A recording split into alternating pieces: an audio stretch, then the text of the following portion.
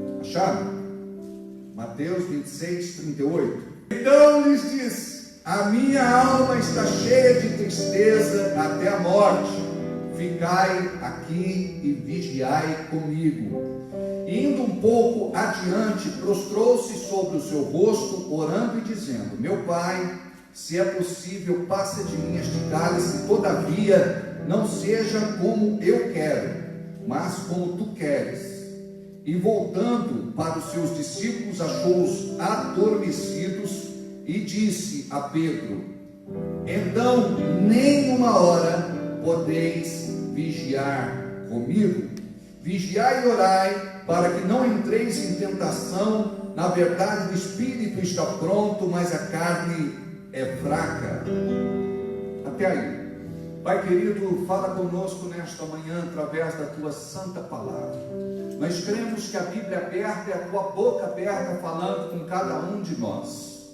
É certo que nós queremos ouvir a tua voz e obedecer aquilo que é da tua vontade. Que a nossa inclinação não seja carnal, pecaminosa, mundana, maligna, mas que a nossa inclinação seja espiritual, de acordo com a tua palavra, de acordo com a tua vontade, em nome de Jesus. Libera as mentes, prepara os corações, para que nesta noite possamos sair daqui diferentes como entramos, em nome de Jesus. E todos digam comigo amém. Assim seja e assim será. Quanto valia o tempo de Jesus? Quanto valia o tempo de Jesus? Nós temos aqui uma passagem que é marcante no ministério terreno do nosso Senhor e Salvador Jesus Cristo. Diz a Bíblia: a minha alma está cheia de tristeza até a morte. Ficai aqui e vigiai comigo. Note que Jesus abriu a boca e comunicou a sua dor aos seus discípulos mais próximos. Jesus era seguido por uma grande multidão, separou 12 discípulos, dentre eles, 3 eram mais próximos, Pedro, Tiago e João, e somente um reclinava a sua cabeça no seu peito e ouvia as batidas do seu coração, que era João. Ele se autodenominava o apóstolo do amor, porque ele acreditava, ele desfrutava desse amor.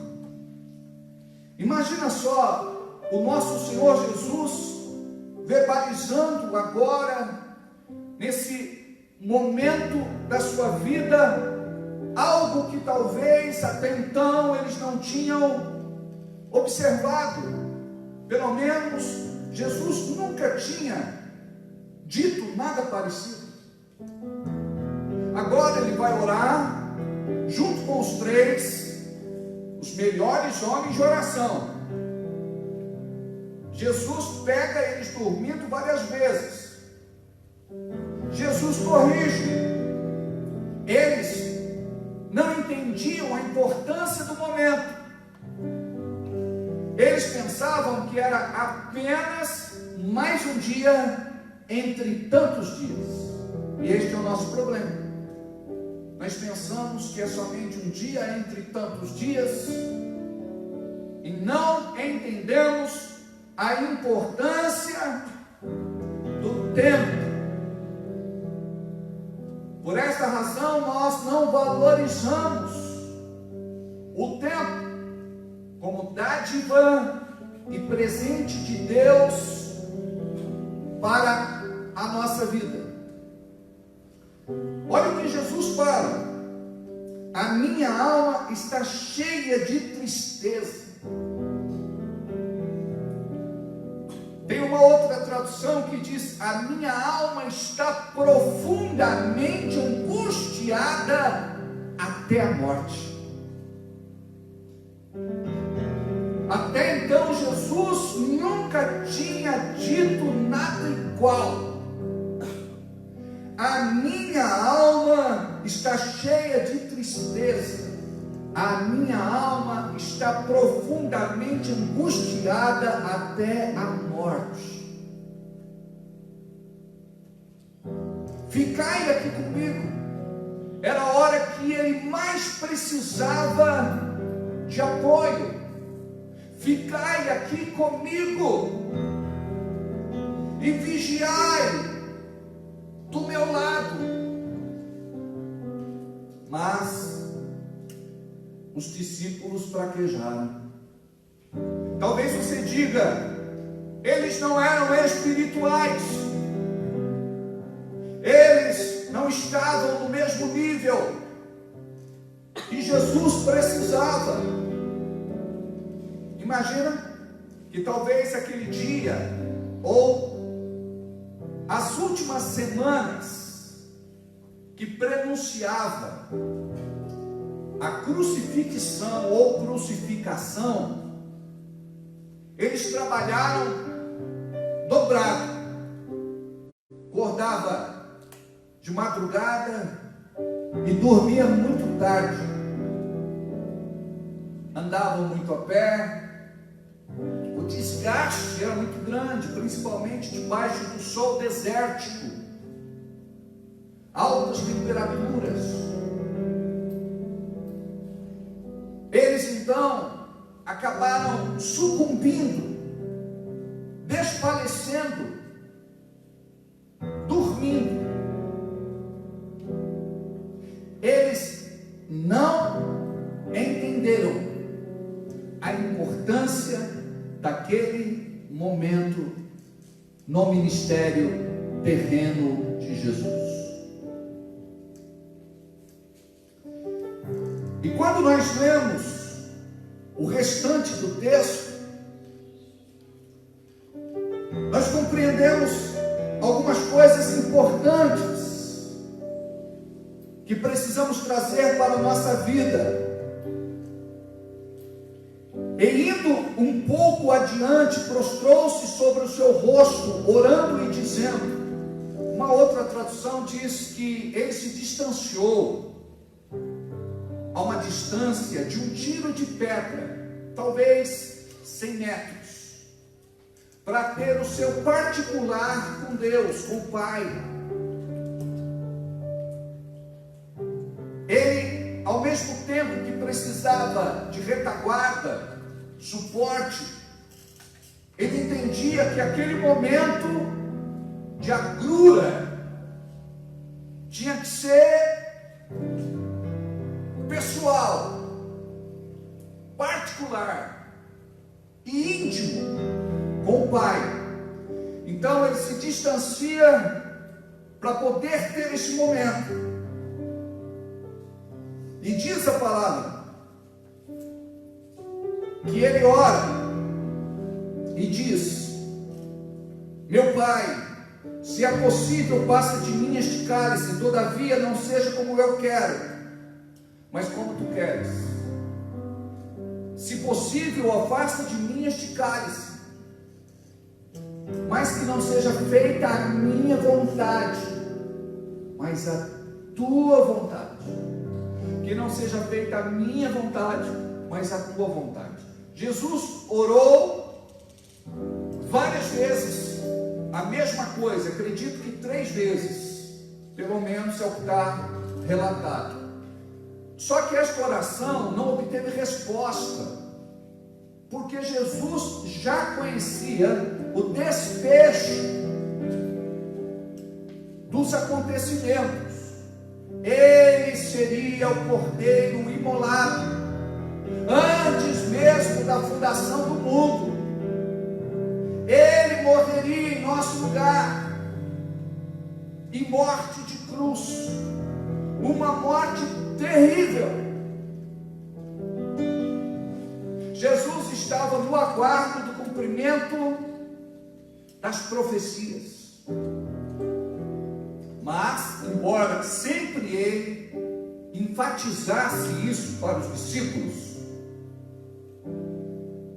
publicamente ou em particular, os discípulos não entendiam por revelação que estava por vir. E diz a palavra: e voltando para os seus discípulos, achou-os adormecidos, e disse a Pedro: então nem uma hora podeis vigiar comigo. Então nem uma hora podeis vigiar comigo. Aqui neste versículo, Jesus enfatiza a importância do tempo. Nem uma hora podeis vigiar comigo. O crente precisa orar pelo menos uma hora por dia. Deus não pede o dízimo do nosso tempo. Se Ele pedisse, nós deveríamos orar pelo menos 2h40 diariamente, porque todos os dias nós recebemos como presente, dádiva de Deus, 24 horas. E todos os dias o nosso banco de horas se renova. Você não tem como voltar atrás. Você não pode recuperar o tempo. O que passou, passou. Todos os dias nós temos 24 horas no banco da vida. Novas 24 horas. Findou-se aquele tempo, aquele prazo, acabou. Portanto, todos os nossos dias, embora contados, ultimamente abreviados, isso é profético, porque nunca o tempo passou tão rápido como em nossos dias.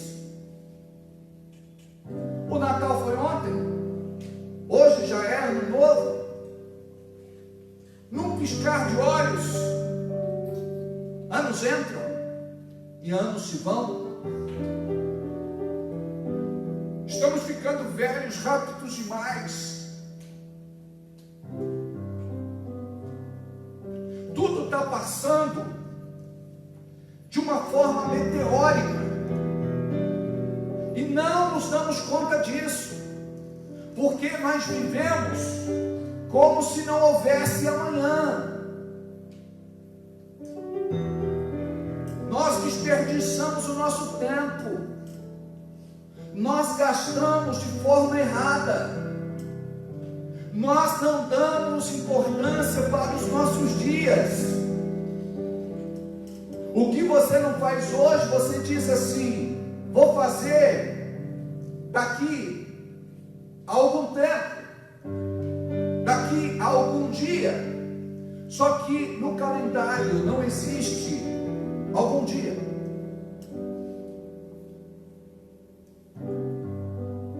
E nós nos iludimos. E esta é uma estratégia do diabo para nos privar de fazer a obra de Deus na terra.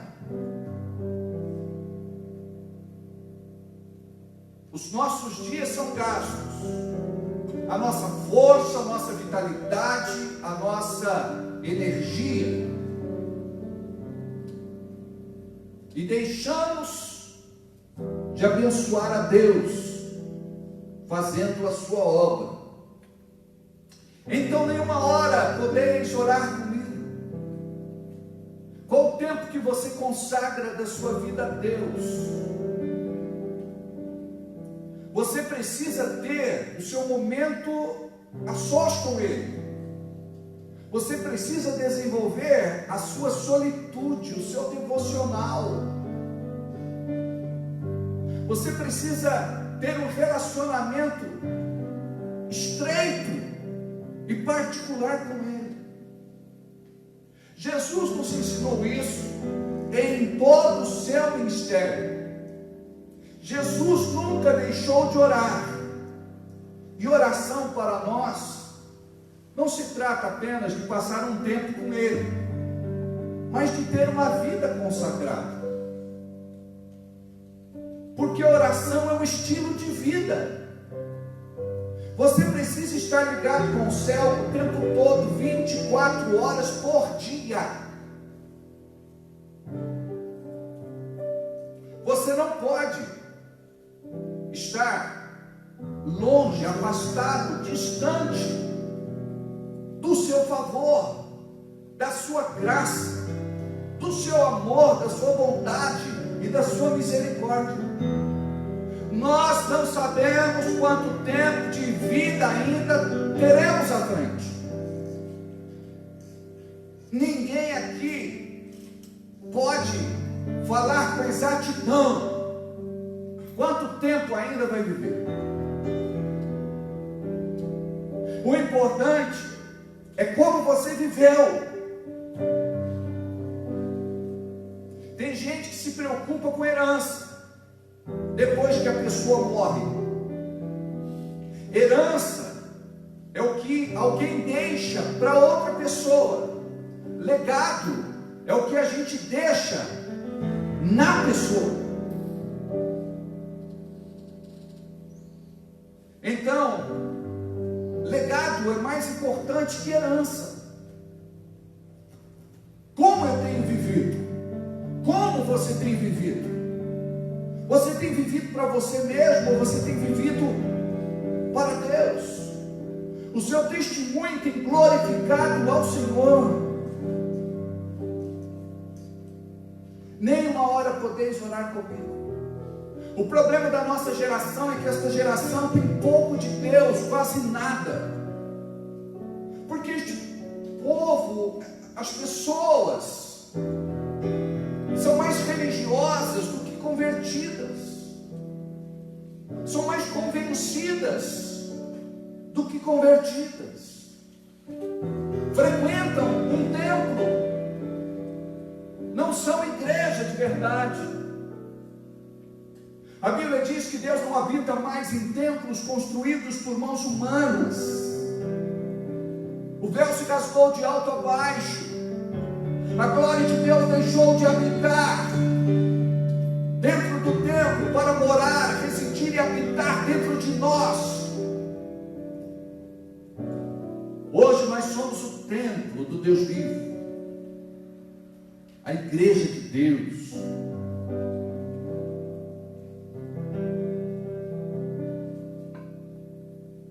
Você precisa desta revelação para poder se comportar diferente, para poder ser diferente. Caso contrário, você vai continuar vivendo a tua vida para você. E nós nascemos para o louvor da sua glória.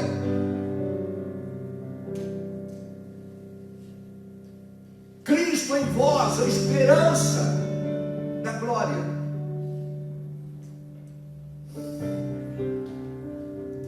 Então, nenhuma hora podeis vigiar comigo, de modo que quando você não tem uma vida de oração, você está em falta com Deus. Você precisa estar ligado a Ele, e conseguimos isso através da oração, de uma vida consagrada, do nosso jejum. Devemos buscar Deus na sua palavra.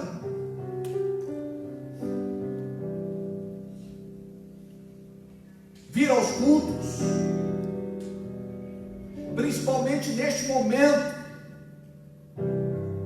Tem gente que está tirando férias. Eu não vou por enquanto, estou de boa, mais para frente eu vou. Tem alguns que dizem, eu acho que é perigoso a aglomeração, mas vai para shopping. A gente vê ônibus lotado, um sentado do lado do outro. Tem gente que anda até sem máscara dentro do coletivo. Tivemos multas aplicadas aqui em nossa cidade por conta disso.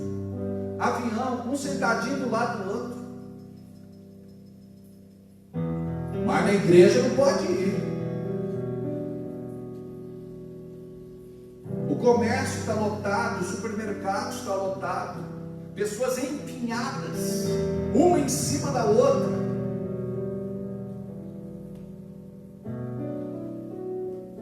Eu preciso me ligar com Deus.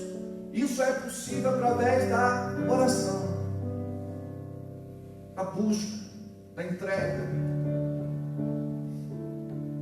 Nenhuma hora podeis vigiar comigo, vigiai e orai, para que não entreis em tentação. Na verdade, o espírito está pronto, mas a carne é fraca.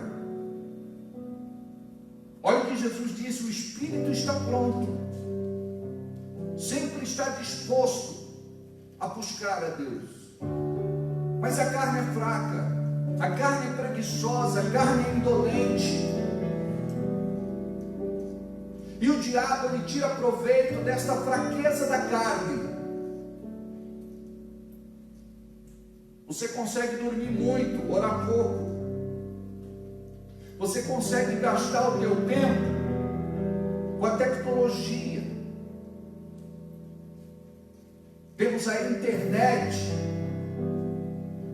que vai servir para julgar os crentes, porque eles diziam: eu não tenho tempo de buscar Deus. Mas tem tempo hoje de ficar navegando por horas. Pessoas viciadas em documentários, em séries, em novelas, em filmes. Querido, tudo deve ser feito de forma equilibrada. O problema é que nós somos descompensados quando se trata da área espiritual. Sabe o que você tem oferecido para Deus? Pouco, quase nada, ou o resto. Imagina, você está oferecendo o resto do seu tempo. Você vai orar no fim da noite e adormece na cama. Mas se for para outras coisas, você está vibrante, você está ligado. Com respeito às coisas de Deus, nós queremos fazer de qualquer jeito. E a palavra nos ensina em Jeremias 48:10: maldito todo aquele que fizer a obra de Deus relaxadamente. Vou repetir: maldito todo aquele que fizer a obra de Deus relaxadamente. E depois que a gente entrega a nossa vida para Jesus, quando eu falar, vamos projetar, tá? Projetou? Depois que a gente converte, a gente acaba tendo uma vida consagrada a Deus. Tudo que a gente faz, ou glorifica a Deus ou não. Então, se eu sei disso, eu devo trabalhar a excelência daquilo que eu ofereço para Ele. Então minha vida agora é dedicada a Ele. Tudo que eu faço tem que glorificar a Deus. Preste atenção: José, quando foi vendido a Potifar, ele foi um jovem excelente, muito organizado, e ele contava com capacitação do alto para ser um rapaz diferenciado. Ou seja, o testemunho dele foi notório e reconhecido por Potifar e por todos da sua casa. A palavra diz: e Deus era com José na casa de Potifar. Imagina só Deus ser Deus com você, na sua casa, junto aos teus parentes, vizinhos, companheiros de trabalho, colegas de escola, no clube, na academia, na faculdade, universidade, curso técnico, escola. As pessoas reconhecerem: ele é diferenciado, ela é diferenciada. Eles precisam ver Deus em nós. E quando você permite que o Espírito de Deus se mova na sua vida, você vai realizar coisas incríveis. Coisas que você nunca realizou na sua própria força, através do seu braço de carne. Você vai realizar coisas incríveis. Agora, quem não anda na unção de Deus realiza coisas horríveis. Aquilo que a gente constrói em Deus permanece. Você deixa sua marca. Vão se lembrar ao longo da história.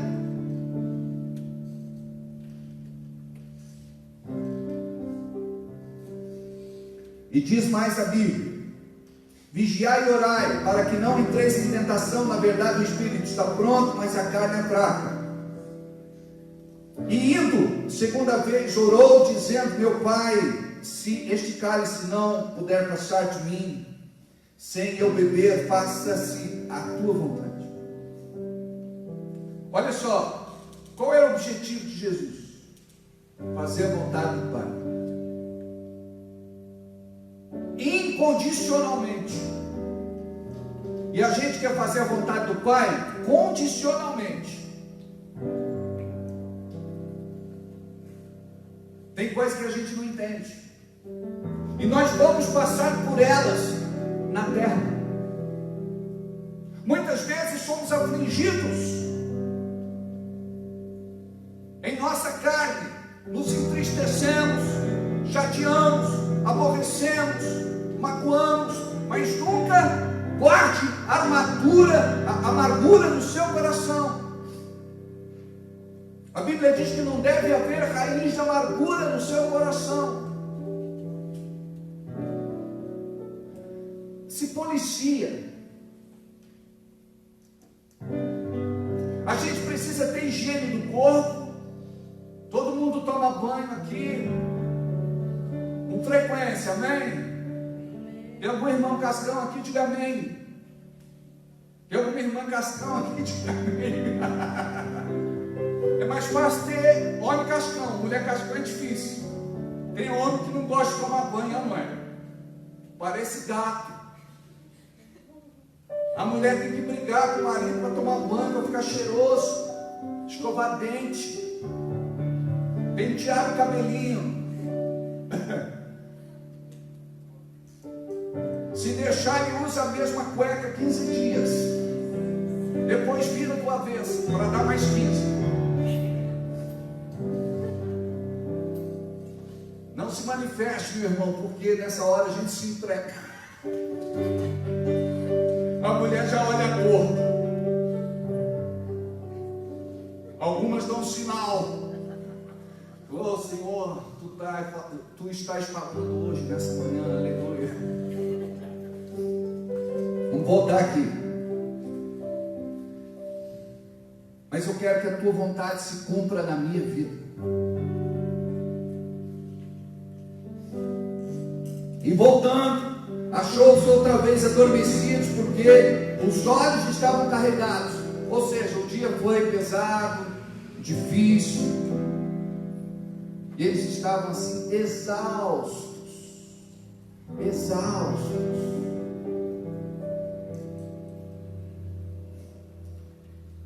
E deixando-os de novo, foi orar pela terceira vez, dizendo as mesmas palavras. Então chegou junto dos seus discípulos e disse-lhes: dormi agora e repousai, eis que é chegada a hora e o Filho do Homem será entregue nas mãos dos pecadores. Olha só, ele disse: agora sim é hora de dormir. Falei de banho, tem uma mosquinha aqui, ó. É de alguém aí que não gostou e mandou para cá, porque eu tomei banho hoje cedo. Pode dormir agora. Olha só, tem tempo para tudo. Para dormir e para acordar. Você tem que olhar o que diz lá, Eclesiastes 3. Há tempo para tudo sobre a face da terra. Guarda isso. Por que muitas vezes você perde a bênção? Porque vezes é letárgico, vagaroso. E faz parte da estratégia de Deus dar importância ao tempo. Aprenda a nomear prioridades e necessidades na sua vida. Eu vou correr um pouco. Aí depois diz: levantai-vos, partamos, eis que é chegado o que me trai. Engraçado que ele diz: pode dormir. Aí dá a impressão de falar: agora pode acordar. Não, acho que demorou um pouquinho ali. Jesus era amoroso demais, não é? Ele dá uma bronca. Ele diz: nem uma hora vocês podeis orar comigo. Imagina que a bronca de Jesus era assim. Tem gente que dá bronca muito irado, né? Nem uma hora vocês podem orar comigo.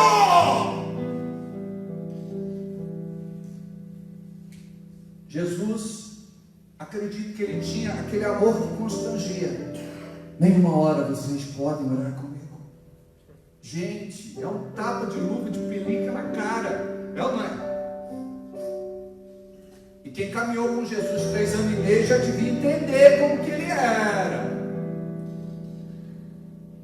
Não adianta gritar, não adianta espernear, não adianta xingar. Diz a Bíblia que o amor de Deus constrange. Sabe aquele amor que mexe com a gente? A gente não entende na hora, né? Pedro entendeu depois. Ele entrou em crise, chorou amargamente, se converteu de verdade. Tudo aquilo vem à memória como um filme. E nós somos atirados nos braços do Pai. Vamos entender então alguns princípios importantes aqui. Quanto valia o tempo de Jesus? O tempo tem outro valor para quem sabe que vai morrer. E Jesus sabia que o tempo cronológico de vida dele na terra era de cerca de 33 anos. Apenas 33 anos. Ele se prepara 30 anos para o ministério. Entenda isso. Ele se prepara 30 anos para o ministério. Para um ministério de apenas 3 anos e meio, aproximadamente. Se prepara 30 anos, para cerca de aproximadamente 3 anos e meio de ministério. Sem compreender o valor do tempo terreno, seu ministério não teria o impacto que teve.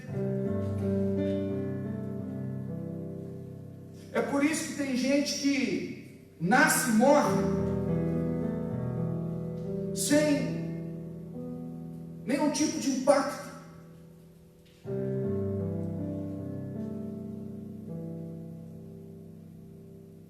Nada acontece de especial. Não estou falando de brilhante, eu estou falando de especial. Você pode ser especial na sua casa,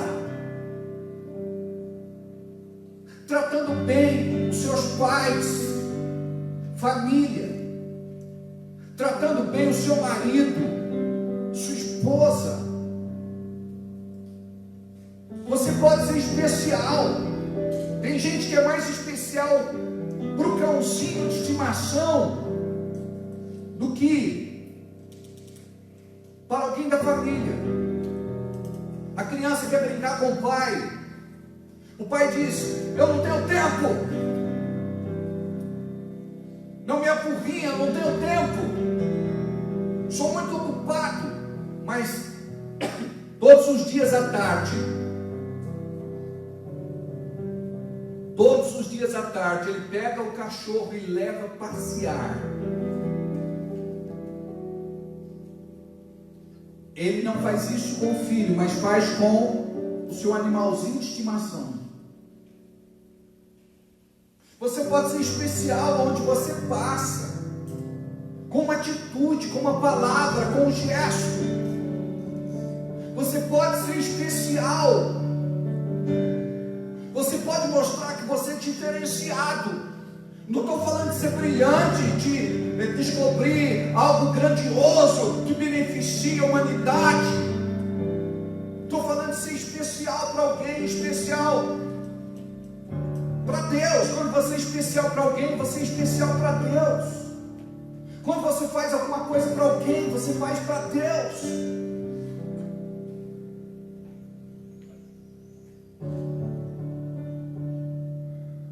Você pode ser especial onde você trabalha. Para de matar tempo na onde você trabalha. Para de enrolar. Para de voltar sem justificativa. Para de pegar atestado falso.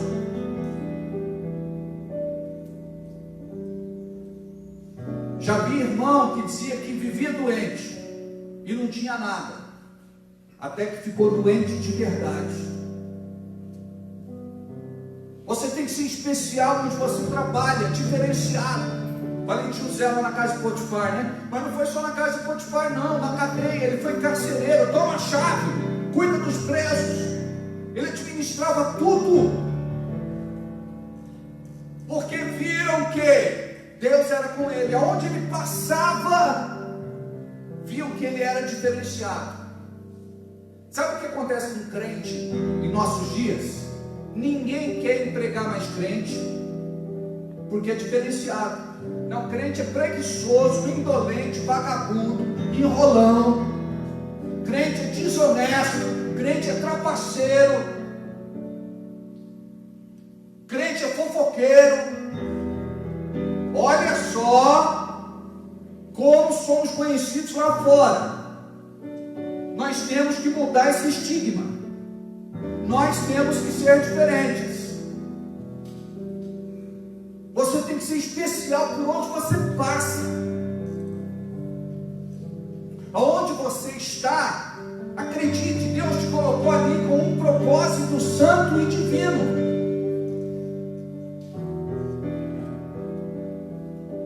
Seja diferenciado na escola.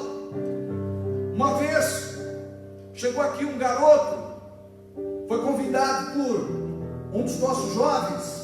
Ele viu uma moça e ele disse: eu conheço aquela moça estuda na mesma escola que eu. Ela é crente? Ele falou: é. Essa menina aí é da dança. Ele falou: é. Essa menina fica com todo mundo lá na escola. Aí quem disse foi o irmão crente. Ah, é?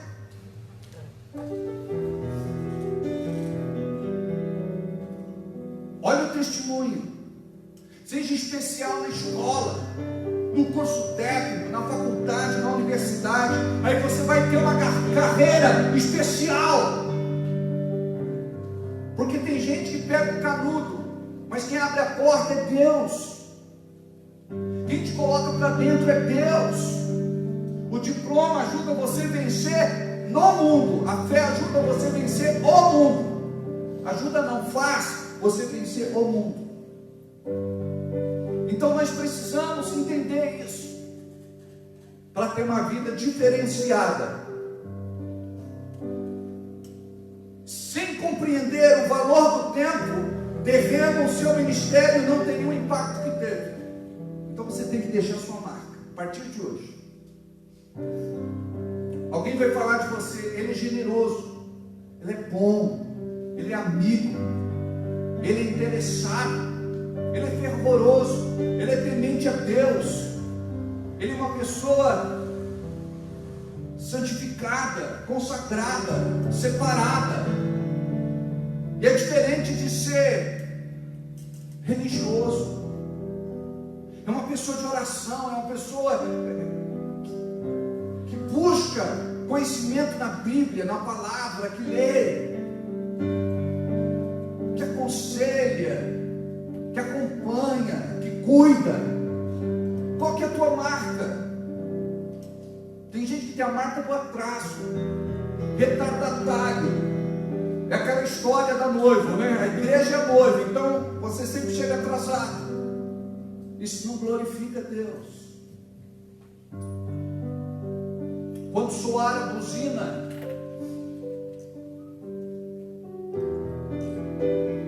ninguém vai ter tempo para se preparar. Devemos estar preparados, andar vigilantes, sempre prontos para a volta do nosso Senhor e Salvador Jesus Cristo.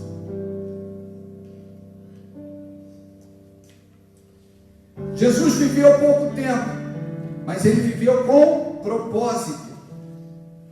O que é viver com propósito? É com um determinado objetivo, uma missão específica. Ele sabia que cada ano, cada mês, cada hora, cada minuto, cada segundo tinha um valor precioso. João 9,4 diz que precisamos trabalhar enquanto é de dia, para fazer a obra daquele que o enviou, pois está chegando a noite, quando ninguém pode trabalhar. Vou repetir: precisamos trabalhar enquanto é dia, para fazer a obra daquele que me enviou, pois está chegando a noite, quando ninguém pode trabalhar. Olha Jesus dando valor ao tempo. Ele está dizendo: devemos trabalhar enquanto dá para trabalhar, enquanto dá para fazer, porque vai chegar um momento que não vai poder. A noite é só uma alusão profética para falar que temos que trabalhar durante o dia, enquanto é tempo, na hora certa.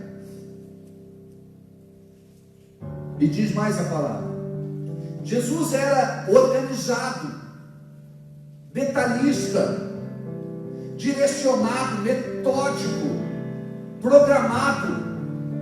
Ou você acha que Jesus acordava de manhã e dizia: eu não sei o que eu vou fazer hoje, acho que eu vou jogar videogame.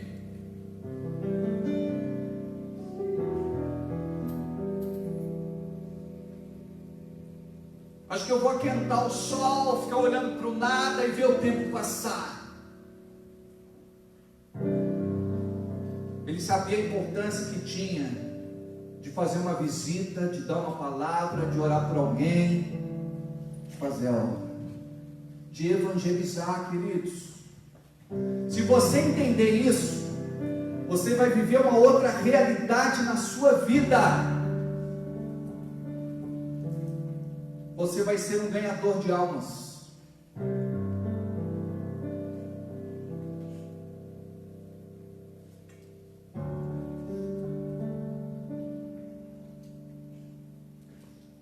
Jesus nunca gastava o seu tempo em coisas fúteis, sem utilidade, sem importância. O que motivava Jesus? Lucas capítulo 19, versículo 10 diz assim: vim buscar os que se haviam perdido.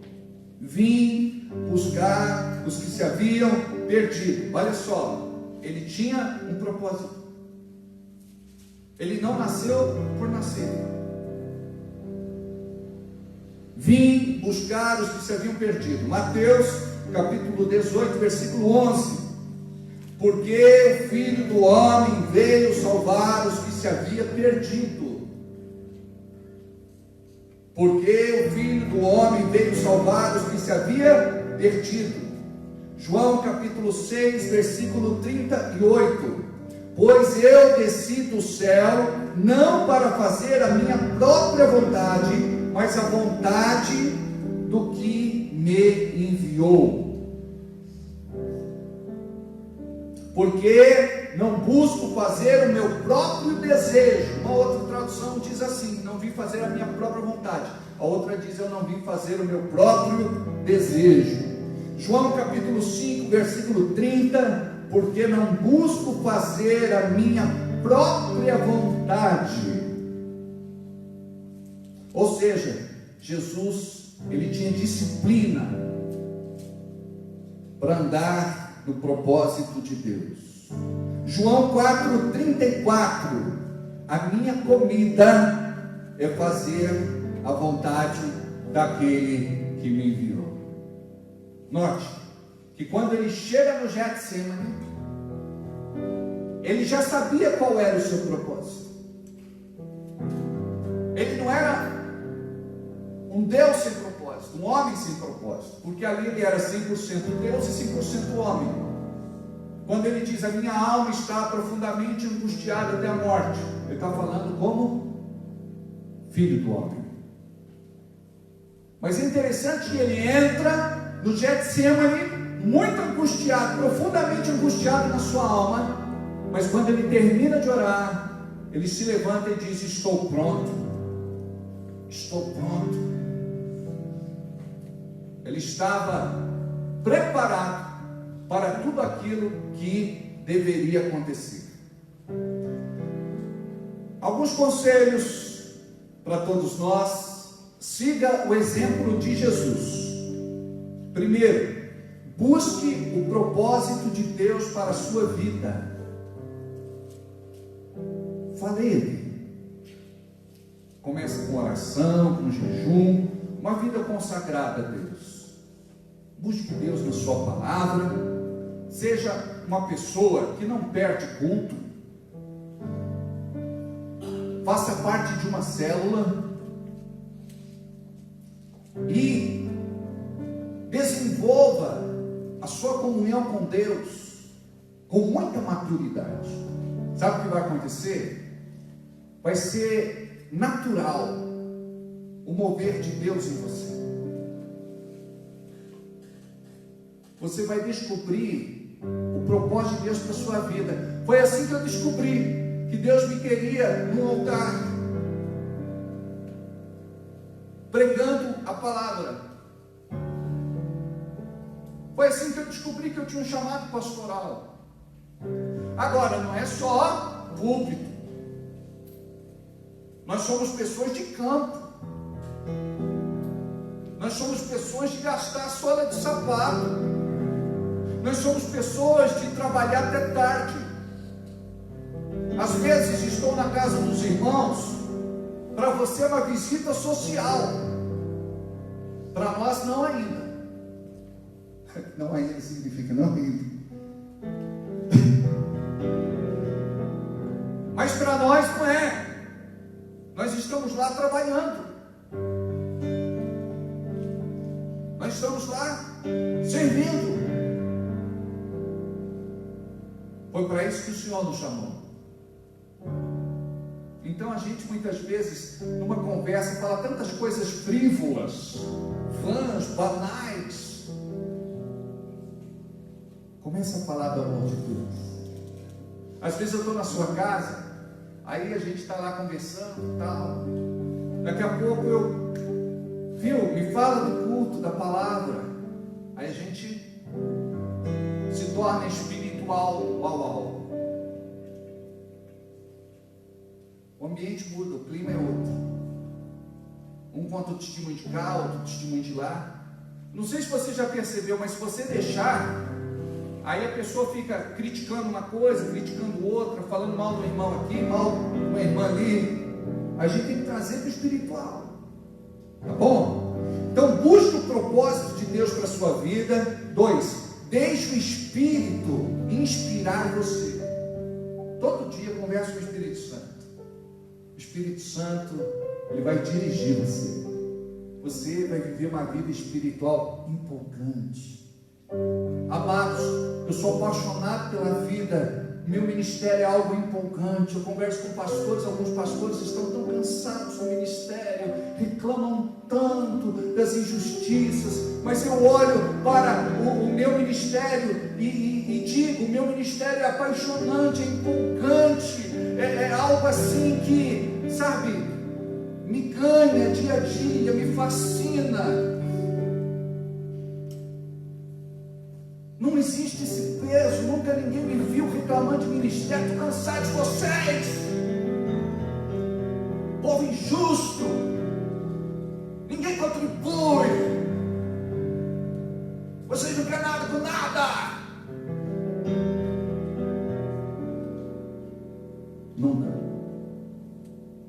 profetizo o contrário, pela fé em nome de Jesus. Amém. Oi? Não, mas pode ficar, senta aqui. E feito voltando aqui. Não é bonitão, sempre ajeitado. Eu falei que ia aguentar um pouquinho para não me distrair, mas não tem problema. Siga o exemplo de Jesus. 1. Busque o propósito de Deus para a sua vida. 2. Deixe o Espírito inspirar você. 3. Se consagre como Jesus fazia para ouvir o que Deus falava com ele. E 4.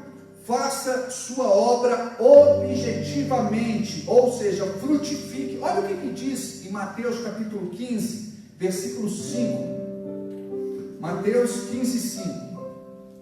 Diz assim: mas vós dizeis, qualquer que disser ao pai ou à mãe, é oferta ao Senhor, o que poderias aproveitar de mim? Esse não precisa honrar, não é esse tipo. Deixa eu ver, Mateus 15, 5. Coloca Mateus para mim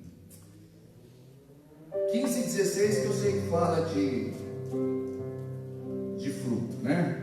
Não fostes vós que me escolhestes, mas eu que escolhi a vós, e vos nomeei para que deis fruto, e o vosso fruto permaneça.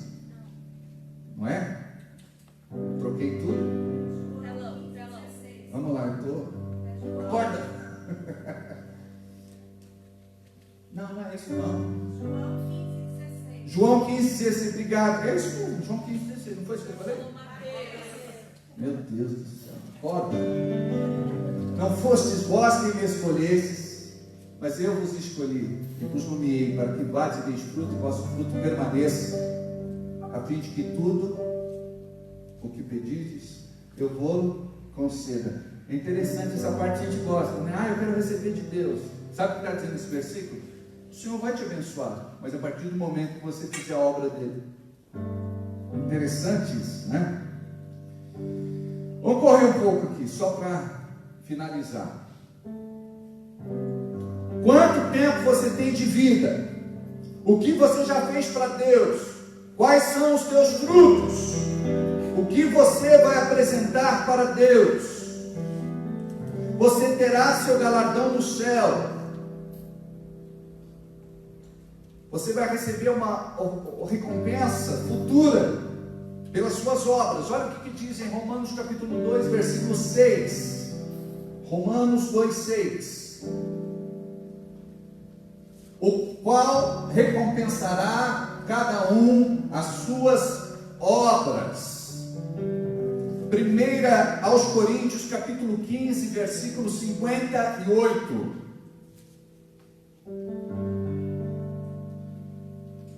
Não tem? 1 aos Coríntios 15, 58. Portanto, meus amados irmãos, sede firmes e constantes, sempre abundantes na obra do Senhor, sabendo que o vosso trabalho não é vão no Senhor. Dá um aleluia aí.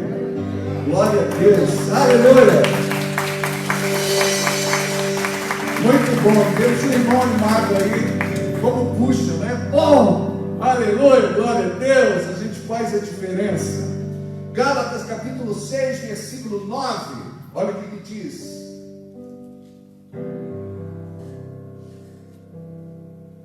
E não nos cansemos de fazer o bem, porque a seu tempo, ao tempo de Deus, ceifaremos, e não, se não houvermos desfalecido. Então não desfaleça, espera, porque a tua bênção está a caminho. Amém? Coloca para nós, por favor, Colossenses capítulo 3, versículo 23 e 24. E tudo quanto fizerdes, fazei-o de todo o coração. De todo o coração. Olha a excelência. Como ao Senhor, e não aos homens. Continua. Sabendo que recebereis do Senhor o galardão da herança, porque a Cristo o Senhor servis. Para encerrar, o diabo é ladrão do tempo. Como você tem gasto o seu tempo? A partir de hoje, invista o seu tempo. Você vai dar conta da sua vida a Deus. Sabe o que significa? Você vai dar conta do seu tempo a Deus.